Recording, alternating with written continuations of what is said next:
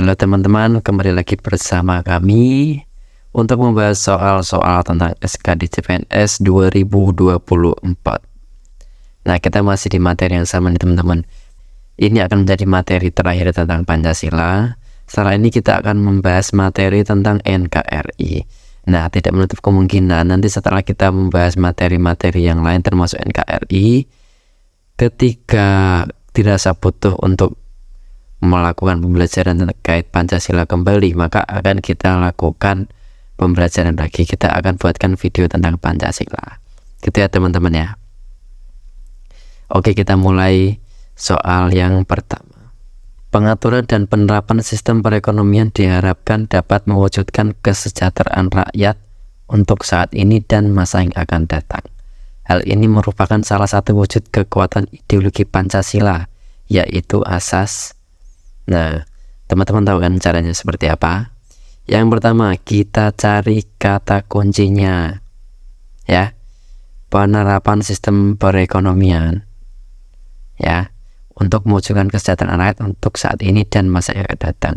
Oke ya, untuk saat ini dan juga masa yang akan datang. Nah, kira-kira menurut teman-teman apa nih? Nah, kalian minimal harus tahu nih penjabaran dari kata-kata berikut ini, ya. Oke, perlu kita bahas nih biar kita bisa menggunakan analogi kita, menggunakan penalaran kita untuk mengerjakan soal, ya. Kalau ini triknya tidak bisa kita nilai sebagai opsi yang positif atau negatif ya teman-teman, karena ini bukan opsi yang isinya pernyataan. Jadi ini sebenarnya pertanyaan yang memang harus mempelajari teori, tapi tetap bisa kita kerjakan menggunakan penalaran.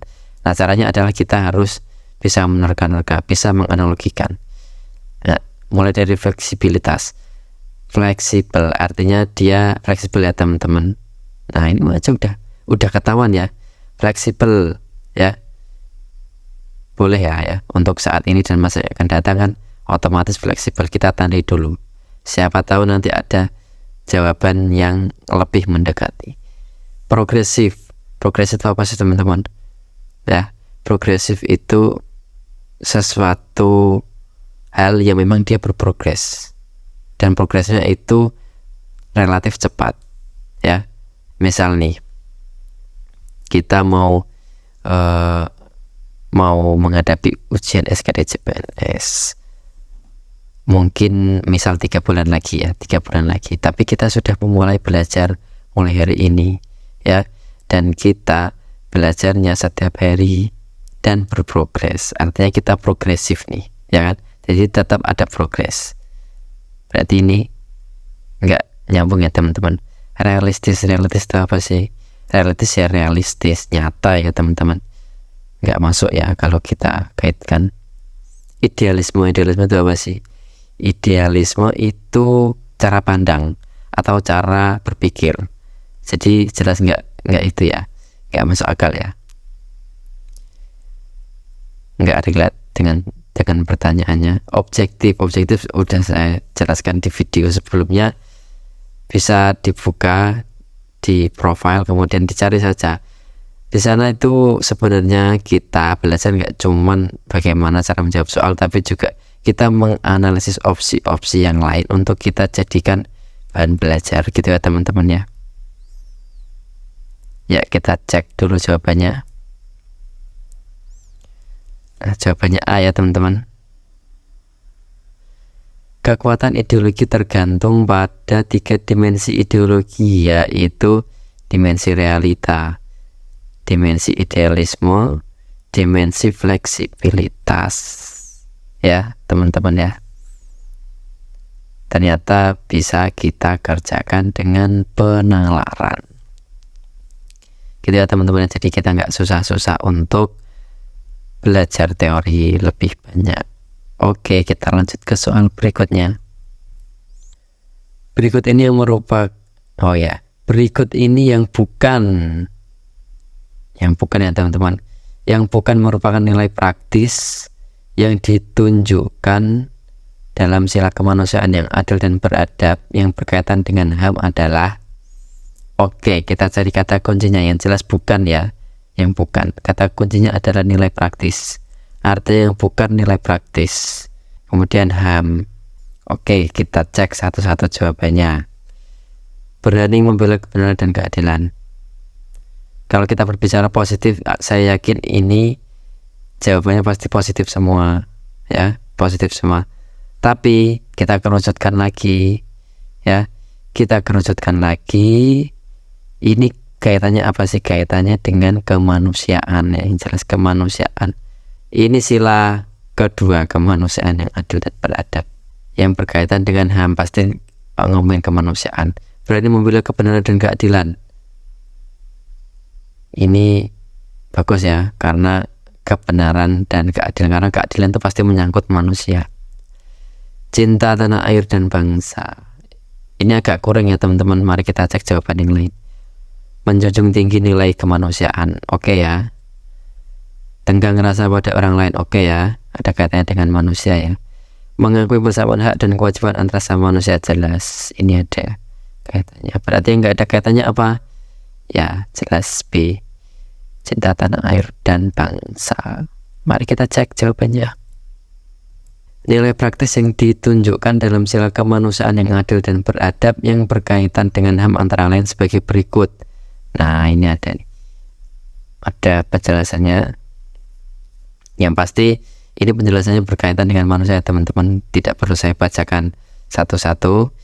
Yang penting teman-teman mengerti bagaimana cara menjawab soal, ya, dengan cara menentukan itu tadi kata kunci. Kemudian jangan lupa ya, ini sila kedua kemanusiaan, semua yang berhubungan dengan kemanusiaan. Oke, jadi bisa kita kerjakan dengan full penalaran tanpa menghafalkan ini semua ya teman-teman ya.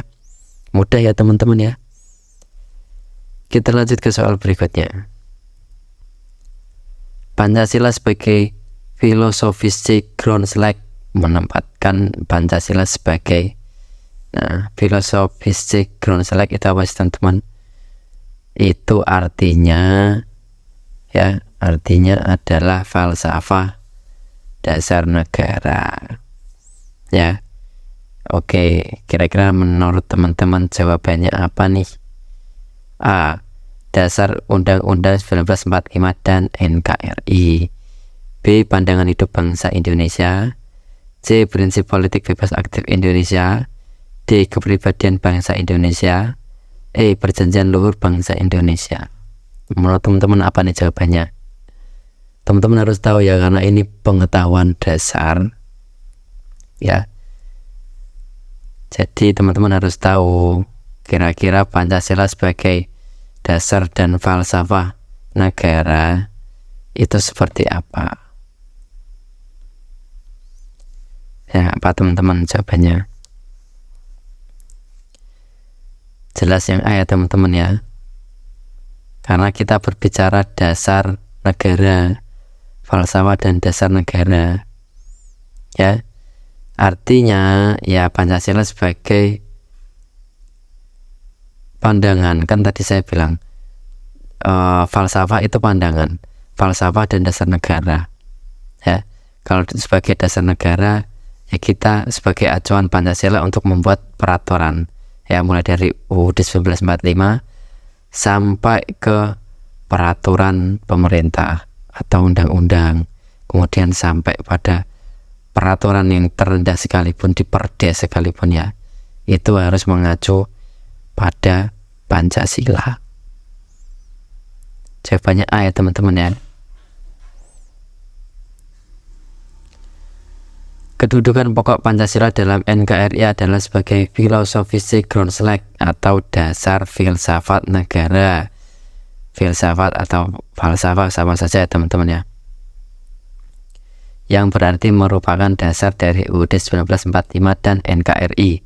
Sedangkan Bhinneka Tunggal Ika berkedudukan sebagai simbol kebangsaan Indonesia. Nah, ini sebagai tambahan pengetahuan kita ya teman-teman ya. Artinya dasar dari UUD kita ya Pancasila, UUD dan NKRI ya. Dasar kita membuat peraturan ya Pancasila. Tapi semboyan kita itu Bhinneka Tunggal Ika. semboyan atau simbol kebangsaan Indonesia. Apa itu Bhinneka Tunggal Ika? Berbeda-beda tetapi tetap satu jua. Oke, ini saya ada PR buat teman-teman untuk mengelaborasi pemahaman teman-teman ya. Kira-kira sejauh mana pemahaman teman-teman, nilai-nilai yang telah ada dan melekat serta teramalkan dalam kehidupan sehari-hari sebagai pandangan hidup merupakan titik-titik Pancasila. Nah, pilihannya ada berbagai kausa ya teman-teman ya, kausa formalis, materialis, prima, historis, dan finalis. Ini sudah pernah saya bahas di video-video sebelumnya, jadi teman-teman bisa scroll sendiri saja di profile ya, di bagian channel kami, di bagian TWK Pancasila. Scroll saja, ini kalau nggak salah di part-part awal ya, nanti teman-teman bisa belajar di situ. Oke teman-teman, silahkan dijawab di kolom komentar, nanti jawabannya akan saya cek benar tidaknya. Segitu dulu ya pertemuan kita teman-teman di video kali ini. Jangan lupa subscribe sebagai dukungan ke channel kita. Sampai jumpa ke video-video selanjutnya teman-teman. Wassalamualaikum warahmatullahi wabarakatuh.